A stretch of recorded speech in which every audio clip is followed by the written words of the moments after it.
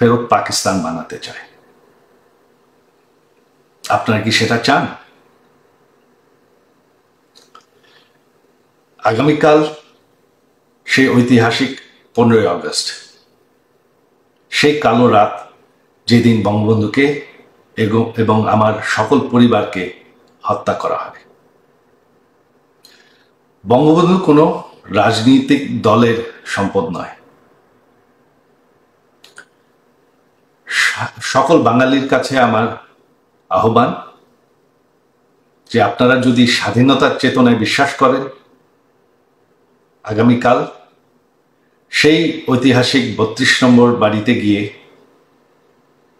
বঙ্গবন্ধুকে স্মরণ করবেন, সেই বাড়ির সামনে ফুলের তোড়া রাখবেন এবং মোমবাতি জ্বালাবেন। বাঙালির মাটির থেকে স্বাধীনতার চেতনা মুছে ফেলা যায় না। স্বাধীনতার ইতিহাস মানুষের মনের থেকে মুছে ফেলা যায় না। আর বঙ্গবন্ধুকে বাংলাদেশের মানুষের মনের থেকে মুছে ফেলা যায় না। 32 নম্বর একটি